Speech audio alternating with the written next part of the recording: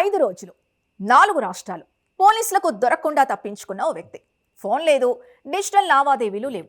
అయినా పోలీసుల నిఘా నుంచి తప్పించుకోలేకపోయాడు. ఎక్కడ అడుగుపెట్టినా ఆనవాళ్లు లేకుండా జాగ్రత్త పడ్డాడు. కానీ అతడు చేసిన ఒక చిన్న పని పోలీసులకు పెద్ద క్లూగా మారింది. అక్కడి నుంచి మొదలైన వేట ఒక్కో అడుగులో మిస్టరీని ఛేదిస్తూ ముందుకు సాగింది. చివరకు దేశం దాటి పారిపోయేలోపే పోలీసుల వలలో చిక్కాడు. ఇంతకీ ఆ చిన్న క్లూ ఏంటి? 5 రోజుల హై డ్రామాలో పోలీసులు అతన్ని ఎలా ట్రేస్ చేశారు? Let's watch.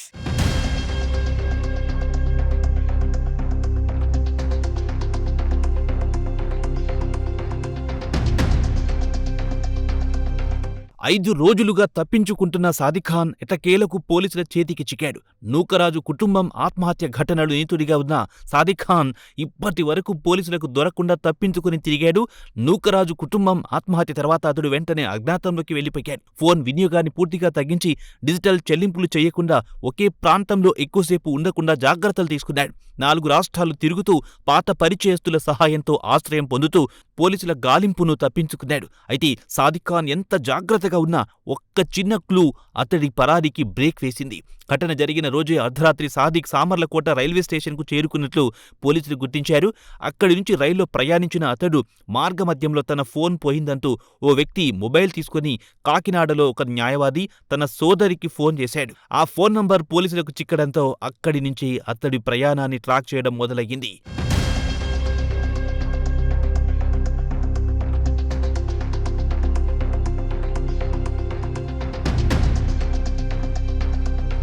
ఆ కాల్ ఎక్కడి నుంచి వచ్చింది, ఆ తర్వాత సాదిక్ ఎటు వెళ్లాడు అన్న దానిపై పోలీసులు దృష్టి పెట్టారు. కర్ణాటకలోని వాడి రైల్వే స్టేషన్ పరిసరాల్లో అతడి కదలికపై అనుమానం రావడంతో అక్కడి సీసీ కెమెరాలను పరిశీలించారు. ఫుటేజ్లో సాదిక్ ఓ స్థానిక వ్యక్తితో మాట్లాడినట్టు గుర్తించారు.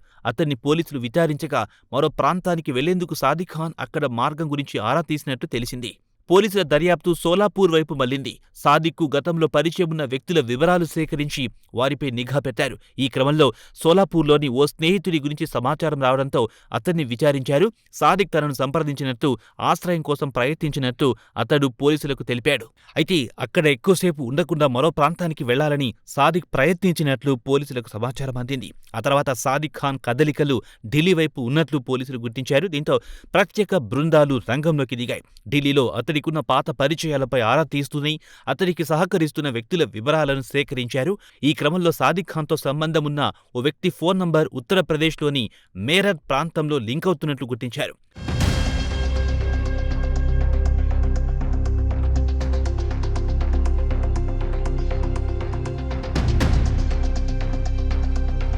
దీంతో అతడు మేరట్లో దాక్కుని ఉండొచ్చన్న అనుమానం బలపడింది. ఢిల్లీ మేరట్ పోలీసుల సహకారంతో గాలింపు మొదలెట్టిన పోలీసులు సాదిక్ ఖాన్కు ఆశ్రయం కల్పిస్తున్న వ్యక్తిని గుర్తించారు. అతన్ని విచారించడంతో సాదిక్ ఉన్న ప్రదేశానికి సంబంధించి కీలక సమాచారం అందింది. ఆ సమాచారంతో పోలీసులు అక్కడికి చేరుకుని సాదిక్ ఖాన్ను అదుపులో తీసుకున్నారు. ఇలా పోలీసుల కళ్లుగప్పి 5 రోజుల పాటు తప్పించుకున్న సాదిక్ ఖాన్ చివరకు తానే వదిలిన చిన్న క్లూతో చిక్కిపోయాడు. ఒక ఫోన్ కాల్ అతడి ప్రయాణాన్ని బయటపెట్టింది. సీసీ కెమెరా ఫుటేజ్ అతడి కదలికలకు లింక్ ఇచ్చింది. పాత పరిచయాలు అతడి తదుపరి గమ్యాన్ని చూపించాయి. చివరికి ఆశ్రయం కల్పించిన వ్యక్తి ఇచ్చిన సమాచారంతో మేరట్లో అతడి పరారీకి పోలీసులు ముగింపు పలికారు.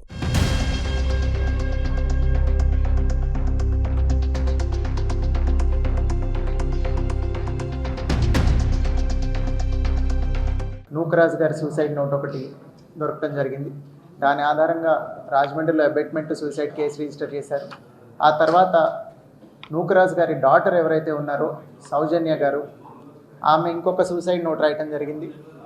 ఆ సూసైడ్ నోట్ ఒక స్కూటీలో దొరికితే దాని ఆధారంగా భాస్కర్ రెడ్డి గారి దగ్గర కంప్లైంట్ తీసుకొని, భాస్కర్ రెడ్డి గారు అంటే సౌజన్య గారి హస్బెండ్ జగదీష్ రెడ్డి గారు ఎవరైతే ఉన్నారో ఆయన తండ్రి గారు భాస్కర్ రెడ్డి గారి దగ్గర కంప్లైంట్ తీసుకొని సర్పవరం పోలీస్ స్టేషన్లో ఆ సూసైడ్ నోట్లో ఉన్న కంటెంట్స్ ఏమైతే ఉన్నాయో వాటిని బేస్ చేసుకొని ఒక మర్డర్, ఎక్స్టార్షన్, ఫోర్స్ఫుల్ కన్వర్షన్ ఇవన్నీ ఇంక్లూడ్ చేసి ఒక ఎఫ్ఐఆర్ రిజిస్టర్ చేయడం జరిగింది. ఈ ఎఫ్ఐఆర్ రిజిస్టర్ చేసిన తర్వాత ముందు సూసైడ్ నోట్లో ఎవరైతే సాదిక్ ఖాన్ రెస్పాన్సిబుల్ అని రాశారో ఈ సూసైడ్ నోట్లో కూడా సౌజన్య గారు రాసి సర్పవరంలో ఏ కేసు అయితే రిజిస్టర్ అయిందో దానికి లింక్డ్ సూసైడ్ నోట్లో కూడా ఈ సాదిక్ ఖాన్ అనే అతనే కారణమని రాసి ఉండటంతో అతన్ని ముద్దాయిగా చేర్చి అతని కోసం వెతకటం మొదలుపెట్టాము. మొదలుపెట్టిన తర్వాత it was a very gruelling chase across 5 states Sadiq ఖాన్ని వెంటబడి. It is an example of meticulous police work. చాలామంది రాజమండ్రి డిస్ట్రిక్ట్ పోలీస్, అట్లానే Kakinada district police, east Godavari district police, అట్లానే కాకినాడ డిస్ట్రిక్ట్ పోలీస్ కంటిన్యూస్గా ఎఫర్ట్స్ పెట్టి more than 10 teams have been deployed రకరకాల ప్లేసెస్లో. ఒక చోట నుంచి ఒక చోటకి ఇతని మూవ్మెంట్ ట్రాక్ చేసుకుంటూ ఈ ముద్దాయిది ఫైనల్లీ అతన్ని మీరట్లో అరెస్ట్ చేయడం జరిగింది. మొన్న అరెస్ట్ చేసిన తర్వాత అక్కడ కోర్టులో ప్రొడ్యూస్ చేసి, మీరట్లో మ్యాజిస్ట్రేట్ ముందర ప్రొడ్యూస్ చేసి ట్రాన్సిట్ వారెంట్తో ఇక్కడికి తీసుకురావడం జరిగింది. ఈ కేసులో ఇంకా ఫర్దర్గా ఇన్వెస్టిగేట్ చేసి ఎవిడెన్స్ పూర్తిగా గ్యాదర్ చేసిన తర్వాత we will charge sheet the case at the earliest. అట్లనే ఈ కేసులో ఎఫర్ట్ పెట్టిన చాలామంది ఇన్స్పెక్టర్స్ ఇప్పుడు మీకు ఇక్కడ కనిపిస్తూ ఉన్నారు. ఇక్కడ కనిపిస్తున్న వాళ్ళందరూ నార్మల్లీ ఒక కేసు అంటే ఒకళ్ళు ఇద్దరు ఎవరు ఐఓ ఉంటే వాళ్ళు కనిపిస్తారు. ఇక్కడ ఐఓ గారు ఇక్కడ లోకల్గా ఎంక్వైరీ చేస్తూ కోఆర్డినేట్ చేస్తూ ఉంటే మేమందరం ఇక్కడి నుంచి కోఆర్డినేట్ చేసి అడిషనల్ ఎస్పీ అడ్మిన్ గారు ఇక్కడి నుంచి రకరకాల టీమ్స్ ఎక్కడెక్కడికి వెళ్ళాలి అనేది కోఆర్డినేట్ చేసి so many inspectors have been cent out side.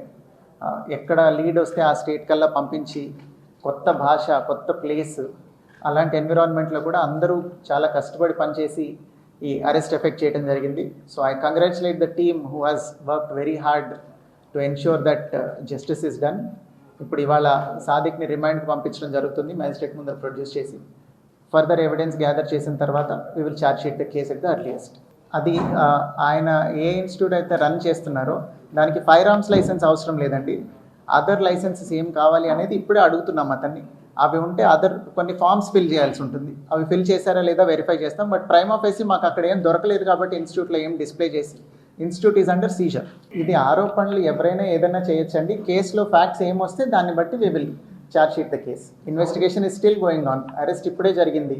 FIR చేసి 4 రోజులైంది. ఇప్పుడు అరెస్ట్ జరిగింది. ఫర్దర్ ఇన్వెస్టిగేషన్లో ఏమొస్తే ఎవిడెన్స్ దాన్ని బట్టి we will charge sheet the case. నేను చెప్పిన ఫ్యాక్ట్సే ఉండుంటాయి. నేను అవే చెప్పాను కదండి. కన్వర్ట్ అవ్వమని అడిగారు, ఇదొకటి ఉంది. అట్లనే భర్తని చంపారు, అదొకటి ఉంది. ఇది కాకుండా ఇంకా బెదిరింపులు ఉన్నాయి. ఇవన్నీ ఇంక్లూడ్ చేసాం ఎఫ్ఐఆర్లో ఆల్రెడీ. వాటిలో ఏమేమి ప్రూవ్ అయితే ఇన్వెస్టిగేషన్లో వాటన్నిటి మీద ఛార్జ్ షీట్ చేయడం జరుగుతుంది. ఒకళ్ళ తర్వాత ఒకళ్ళు. ఆవిడ సూసైడ్ నోట్ ఉందండి. ఒరిజినల్ సూసైడ్ నోట్ని బేస్ చేసుకొని భాస్కర్ రెడ్డి గారు కంప్లైంట్ ఇచ్చారు. దాని మీద ఎఫ్ఐఆర్ రిజిస్టర్ చేశాం.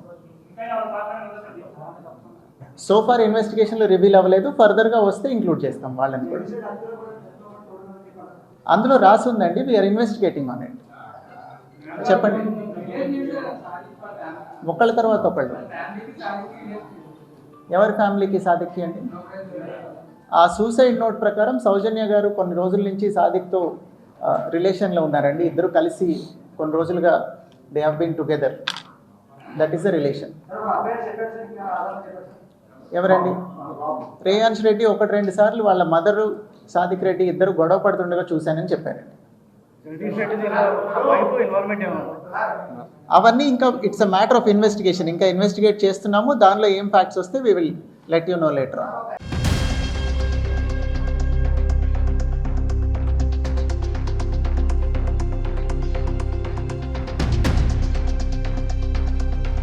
తప్పించుకోవడానికి వేసిన ప్రతి అడుగు చివరకు అతన్నే వెనక్కి తీసుకొచ్చింది. 5 రోజుల పరారీలో మారిన ప్రదేశాలు, మారిన వ్యక్తులు ఇప్పుడు పోలీసుల దర్యాప్తులో ఒక్కొక్కటిగా బయటపడ్డాయి. మేటర్లో అరెస్ట్తో పరారీకి తెరపడిన ఈ కేసులో అసలు నిజాలు వెలుగులోకి రావాల్సిన అసలు దశ ఇప్పుడు మొదలైంది. సాదిక్ ఖాన్ విచారణలో బయటపడే అంశాలే నూకరాజు కుటుంబం విషాదానికి సంబంధించిన మరిన్ని చిక్కుముడుల్ని విప్పే కీలక ఆధారాలుగా మారనున్నాయి.